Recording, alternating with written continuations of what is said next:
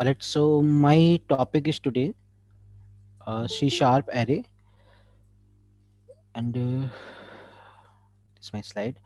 So one thing I posted in your group that student advised to attend. All students are advised to attend the class, not few students. Okay, because all of you have to learn the C sharp with .NET. Okay, because this is a part of your semester examination. All right, and we have lab 2 based on this. Okay, so before this. I will give the assignment. Your winters is from 29th to 2 January. During this, I will give the assignment. Okay, and you have to take the help of the book I given you. That book is uploaded on the Google Classroom, Bala Goswami. Okay, and the PPT sufficient content is not sufficient. Even you can take help, but that is not proper content. You have to add more content on that. All right. So I'm going to start the thing. C sharp arrays. So can you see my screen, Dipanshu? Confirm me. Yes, sir. Okay, so topic will be C sharp arrays. You know the concept of arrays, what arrays do, and how to create it. But we have to learn today how these things to be handled in C sharp. All right, so let's start. This is syllabus and syllabus PDF you can download from the your university portal. Then what is array? All right. Okay, let me explain everything one by one. The variable is used to store the literal values. What are the literals? Literal are the values which are stored in a variable. All right. Whereas the array is used to store the multiple literal values. So whenever we have a task to store the multiple value inside of one variable, so we have to create an array. Right? An array is a data structure that stored a fixed number of literals, values, element of the same data type. So first thing, we have to put the fixed number. We have to initialize the size. Alright. Then the value will be same data type. So we can say it's a definition. Array is a collection of homogeneous data items. All right. So when array is a collection of homogeneous item, so which one is a collection of heterogeneous data item? Yes, Shivam. Shivam, which is collection of heterogeneous data items? Sir, heterogeneous data type means when we store different No, no, types of no. data in the What variable, does then we get. what its name? What its name? Not I'm asking about Yes. that. What its name? If we do storing the heterogeneous data items, so what name I giving to this? Just like I'm giving array to homogeneous data item. So what name I'm giving to that? We can use list. No, no, no. You are not. Sure. You are going to Python. Yeah, it's a structure. All right. Yeah. So actually, we have the bad habit because Python is moving all around. So Yeah. sometimes we Yeah. mix all the things. Okay, so Python is a very flexible language, but here I am for C sharp because I first day I also mistake the single quotes, double quotes. Okay, so keep in mind. All right, now. Okay, so in C sharp, an array can be of three types: single dimension, multi-dimension, and jagged array. We will learn about these all things: single, multiple, and jagged. I think jagged is a new word for you. Okay, today we will see.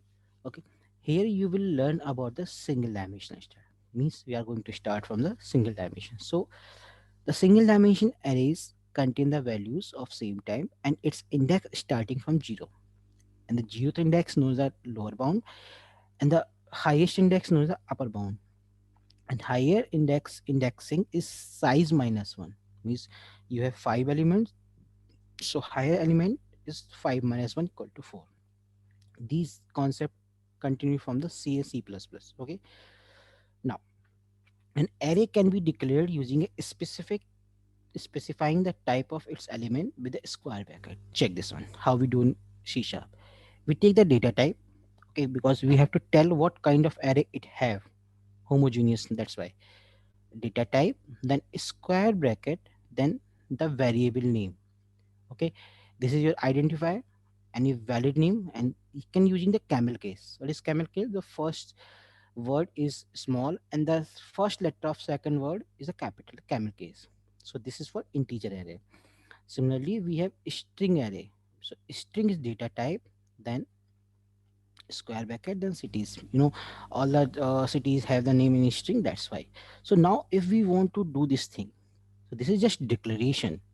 Now what we do for initialization, the following declares and add the value. Add means clubbing the value or storing the value, not summation. At for now sum, okay, into the array in a single statement. Okay, so what we do, we take the data type, square bracket, then the variable name equal to new. Why new? Dipanshu, why we take the new operator?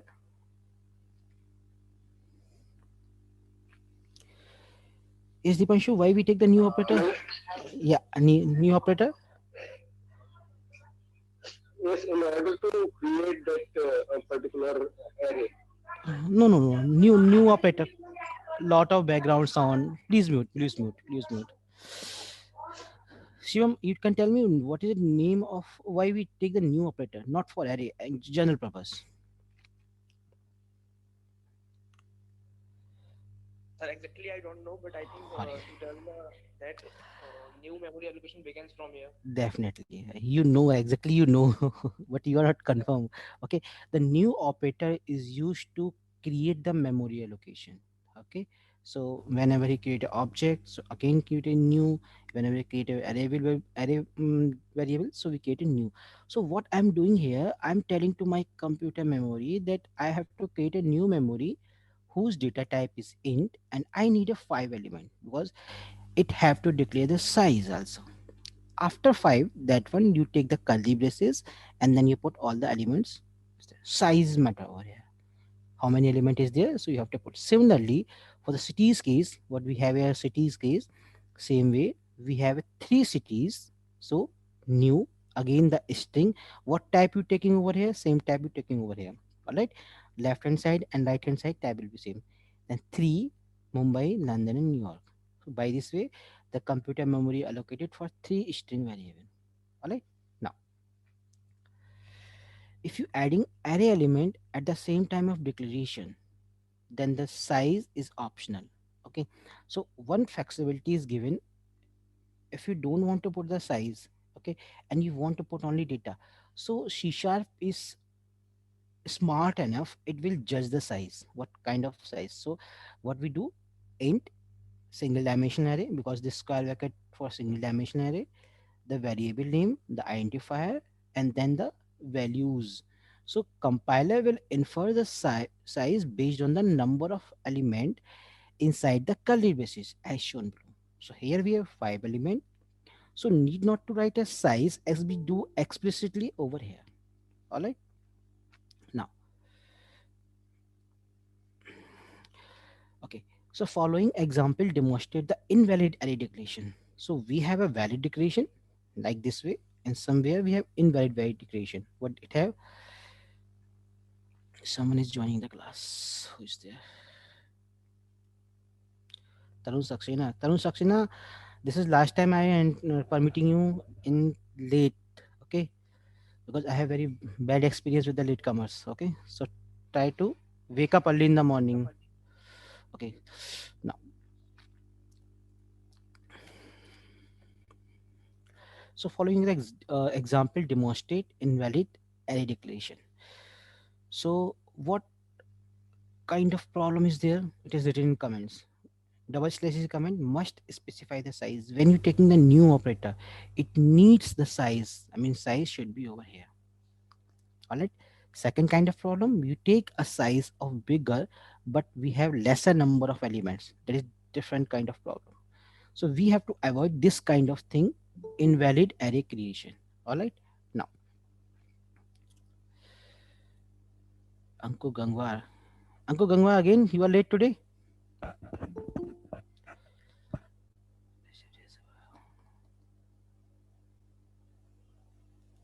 Now, late initialization. That is very good thing. What is late initialization? Means it is not necessary to declare an initialization an array in a single statement. You can first declare an array, then initialize is later on using a new operator. Means first you declare, okay, or you can take this kind of approach. Means I am just here declare, then take the size, or I am directly put the value. So this is late initialization. Means declaration and initialization on different step. Okay, so it is not recommended. I mean, this is a type of initialization, late initialization, but it is not recommended. You try to declare and initialize simultaneously. All right. Now, accessing array element. How to access the element? Okay, so array element can be accessed using an index.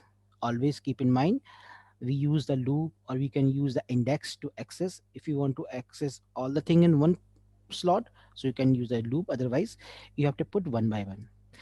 An index is a number associated with the each array element, starting with 0 and ending with the size minus 1. All right. So here I have array, this one. Okay, and I am allocating this one and this one. So this give me the first of all error. Why this give me error? Because 6 is not over here. Okay, 0th is 1 there. Okay, now if I take the big size and I put only two elements, no problem is there. But what index is not present over there, you are allocating the element over there. So throw and runtime exception, index out of range. So if, this is an exception. See, we categorize the exception. Exception are the unwanted result. We do learn in that chapter. Okay. Now, if you want to access, so console.write line. First of all, you have the variable name, even nums, then the index. See, we have two nums, so it will give you the this thing. So if you access the first number, so it will print the 2 because 2 is on the first index, I mean 0th index, and the on first index you have the 4. So by this way, console.write line, variable name, then index. This is a way how you access this one.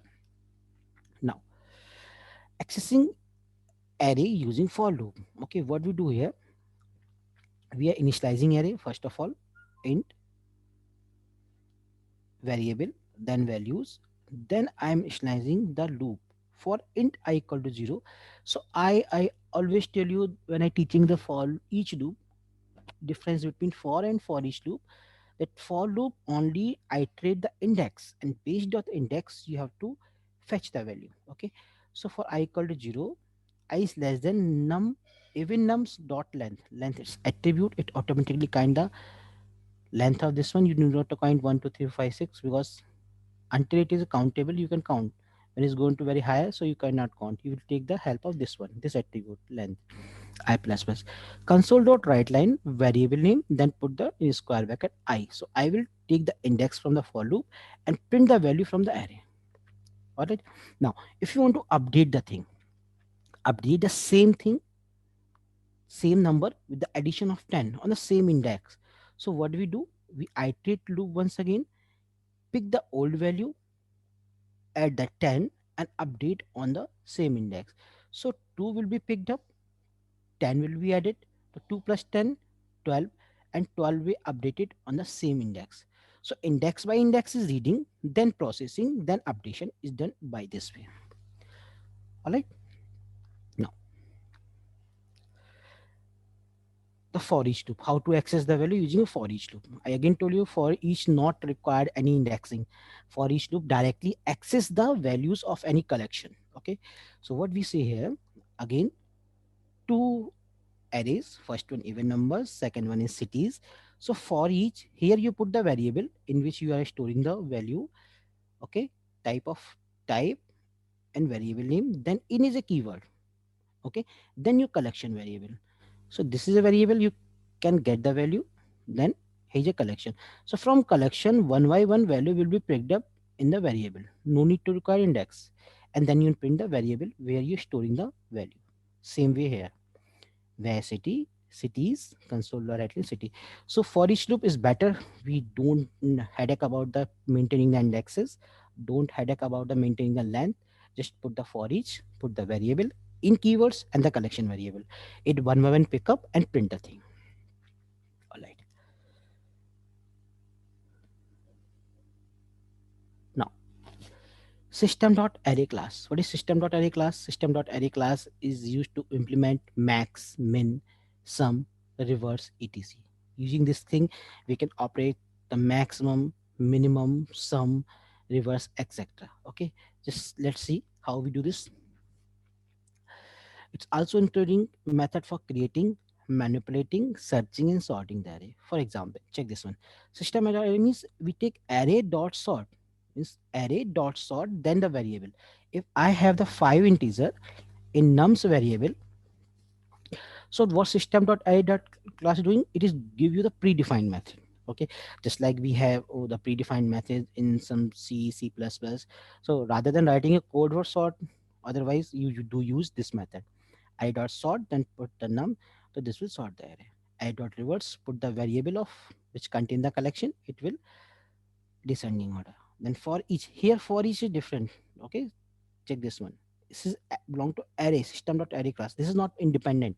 This is dependent on system.array class. Nums, see the everything. Okay, syntax is different. Nums and console.writeLine, I did the array. The variable that it is writing everything from that using the n, because n is picking the value from the nums array. All right. Now the binary search is there. Okay, the binary search, binary search, it will split that array and then search automatically. Then you have to find, you have to give the array and you have to search the number, that in particular array there is a number or not. So using binary search approach algorithm, it will do. So these are the ready-made function you have just called using system.array. So if the examination, it is asked what is system.array class introduced, so you say system.array class includes a method which do the automatically functionality of one-bit data, just like sort, reverse, and do put the example of this one. Okay, keep reading the book, because book have lot of content. It is not possible to put all the content in my ppt, so keep reading the book. Every method is given, approximate 15 method is given in the book. Okay, I will give you all the method in assignment. All right. Now, passing array as argument. Now, somewhere you need to pass an array in a function. Okay, because nothing we do in object oriented programming without functions. Okay, see, we are remaining with the object oriented part in next unit. So I will show you how to do this thing later on more deeply. But here we have to see there's something how to pass in function. So here we have function public, static, void. See, these three keywords we put before the function: public, static, void. Public for public access, static to prevent object creation, then void is return type. Then here we have function name update array.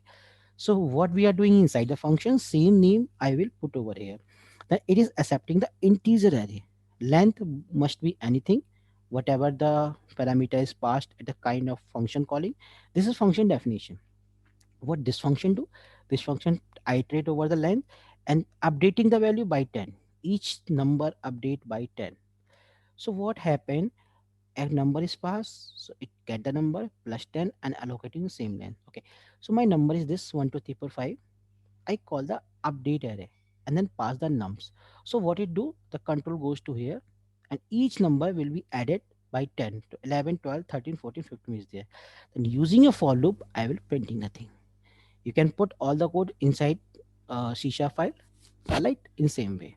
So here I see you show you the nums is a pass as a argument, as a parameter, argument, parameter, like the same things. Okay, so here I am passing this thing is stored in arr, corresponding variable, and arr is used over here because the nums is local to this scope. Scope is the curly braces, and arr variable this one, so it will directly manipulate the memory. All right. Now, then we have multi-dimensional array. What is multi-dimensional array? Then we arrange data more than one dimension, two, three, four, whatever. Okay, so Shisha support the multi-dimension array up to 32 dimension. Means you can maintain 32 dimension. Miracle. Okay, the multi-dimensional array can be declared by adding the comma in the square bracket. Okay, till now what we do, we only use using single square bracket. Okay, now for the two dimension, I will separate the first index and second index. First index for rows, second index for column. Two dimension, then three dimension, four dimension. For example, this comma declares two dimensional array. This declares three dimensional array, four dimensional, five dimensional, and so on. All right, keep in mind, but we cannot put more than three dimension. Can anyone tell me what is the example of three dimension? You know, two dimension is a matrix. Any example of three dimension? You guys working on a many research projects. So I hope you will respond me this answer. Let me put you a name because I check who is here and who is sleeping. Hmm, only 21 is 2. Amardeep Mishra. Yes, sir. Beta, what is example of three-dimensional array? If you came across this scenario, No, sir. a very good example I will give you. Okay. Otherwise, let me check. Akansha Shukla. Akansha Shukla is there. Yes, sir. Beta, what is example of three-dimensional array? Very good example you came across every day with that example. No idea. No. Jaslin Kaur. Jaslin Kaur is there. Yes, sir. Eh, any example from your side of three-dimensional array? See, one-dimensional is one kind of collection. Two-dimensional matrix. What is three-dimensional? No, sir. No idea. Okay. Anyone volunteer? Dipanshu? Dipanshu? Yes, sir. Any example of three dimension? Three dimensions. Yes, sir. Uh, for three dimensions, like it can be a coordinate of a cube. No. Okay, Sneha Dikshit, Yes, sir. can we have an answer from your side? Sorry, sir. No idea. Okay, I'm giving very good example. Okay, in next semester, I will teach you in that kind of example. We have image, pixels of image. You have RGB three channel. So in three dimensional, you have a three 2D array. First R means pixels of red channel, then green, then to RGB. All right. So this is a way, and we can handle this thing. I mean, in next time we have artificial intelligence, so we have also lab of that one. So there we have a library of OpenCV with concern of NumPy that concern two-dimensional, three-dimensional array. We can even see the pixel by pixel value. All right. But here we don't need because this is web based and window based. All right. No problem. So keep in mind what is the example of three-dimensional array? Any RGB means the image contain the three channels. All right. Now, so let's see how we create this one. Okay. Let's understand the two-dimensional array following the initialization of two dimension. Now I'm showing you the three rows and two columns. Always keep in mind the first index shows a number of rows and second one number of columns. So three rows, first, second, and third. Okay. See the declaration. Curly braces, first row, second row, third row. Each row separate by the comma except the last one. All right. In the example of two-dimensional array, 3 comma 2 identify the number of rows and columns. The first line denotes the number of rows and the second line denotes the number of columns. Okay. Again, if you don't want to put the shape explicitly, the C sharp will relax you. You can directly put the value. It will automatically get the size over here. Either this way is recommended or this way is recommended in which you are comfortable. All right. Now, this is a way again small presentation, number of rows and number of columns. Okay, number of rows here, number of columns. So this is indexing. Always keep in mind indexing will start from the zero. Zeroth row, first row, second row, zeroth column, first column. All right. Now again check this one. We are trying to access the value. ARR, that is my value. ARR2D means variable name. 0 comma 0, the first element. It is giving this one. Okay. 0 comma 1, first row in the first column. Zeroth row, zeroth column, zeroth row, first column, return to. By this way, you can, and where the error? Error is 3 comma 0 because there is a no fourth row. Okay, because indexing start from the 0. So third row corresponding to the fourth exactly. So 1, 2, 3, 4. So it will give the error. There is a no fourth row. All right, keep this basics in mind. Now, again, this is example of three dimension. I will not explain this. You have to write this thing on your copy. You have to maintain the notes. All right. So write it down and cross check how we accessing these three kind of thing. What is zero? What is one? Now, jagged array. What is jagged array? This is, I think, new thing for you. Anyone have idea of jagged array before this C sharp knowledge? Everyone had idea? No? All right, no problem. So jagged array is an array of array. Means right now I'm collecting multiple array inside a one array. That is jagged array. So jagged array is stored array instead of literal values. Okay, so just like on indexing, on a particular indexing, you are storing a value inside array. Now on a particular indexing, I am stored another array. Okay, how? The jagged array is initialized with two square brackets. Check this one, two square bracket. Okay, the multidimensional in single square bracket, separated by the comma. The first bracket specific the size of array. So first bracket means you have two array inside that one, and the second array specify the dimension of array which is going to be stored. Alright, so here I put the second array blank. Can include two dimensional, include two single dimension array, means two for here, and this is for single square bracket. This include three two-dimensional array because it's second square bracket separated by the comma. So first one include two one-dimensional array, a second one is stored three two-dimensional array. Okay, so means on particular index we are storing an array, not number, and that array will contain the number. Let's see. Okay, check this one here. Int 2 means I have two one dimensional array. Okay, because this is single square bracket. So what is the first dimensional? Three number, one, two, three. What is second array? Four number, one, two, three, four. That's why we say the jagged, because the size we cannot put the maintain the same size. Otherwise, in two-dimensional array, you have to maintain the same size. You cannot eliminate the column. If you have three by three, so in on one row cannot put the two column. Okay, but here you can eliminate this thing. Again, you are getting two array, two single dimensional array, first single dimension array this one, and second single dimension array this one.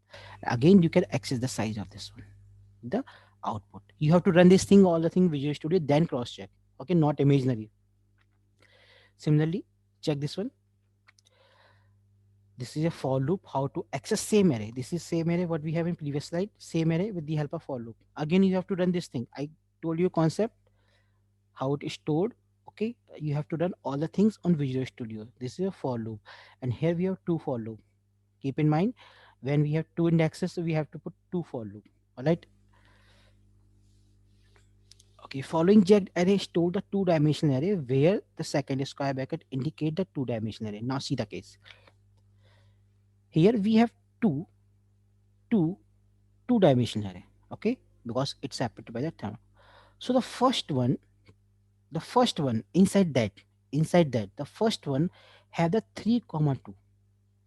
The first two-dimensional array have the size 3 comma 2, three rows and two columns, and the second inside that, that is this one is here, have 2 comma 2, two rows, two columns. Again, you can access this one of zeroth matrix, means the first matrix who is on 1 comma 1. So second row, second column. So first row and second row and second column, you have the 4. Similarly, on the first one 1 comma 0, so first one is here, 1 is second row, first, second, and the zeroth column you have a 9. Okay, easily access, but you have to run all the things on Visual Studio. Now again, it is showing you the mapping, how it is mapping the data in previous one. This one is here, the previous one. All right, 3 comma 2, how to initialize and how to access these indexing based on this. Draw this figure also so that you can indexing mapping with the column values or row values. So this is from my side, and if you have a question, you can ask me right now, later on, anywhere, and then this have your homework. This you have to submit me on Google Classroom. I will put assignment over here, but daily you're giving a homework so that I can monitor who is working and not working. Okay, and you have to put all the things, you have to give me this thing in this form a screenshot.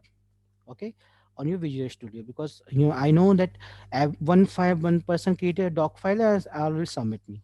So you have to put me the screenshot, and on anywhere on the screen put your name in comment, just like Shivam Rajput is submitting me. Shivam Rajput submit, do the code, and first line it put the name, and then take the screenshot. Okay, so that I came to know that particular person is working. But Shivam Rajput is not recommended that you take all friends screenshot. remove your name, take a screenshot, because I know date and time what happening here. I know systematic. Okay, something, because the way of writing is same. So Google Classroom is smart enough detecting who is duplicating submit, do some image processing. Okay, so this is not my headache, this is done by this one. So all of assignment are cancelled. Do your genuinely effort. I want that all of you will learn, not copying. See, copy make you the handicap or lazy, but your genuine effort make you intelligent, and what we are sincere. All right, so I am uploading everything to Google Classroom. Recording may be available after evening, but this PPT will be available shortly. Thank you so much for student, thank you so much for being here. You can leave now.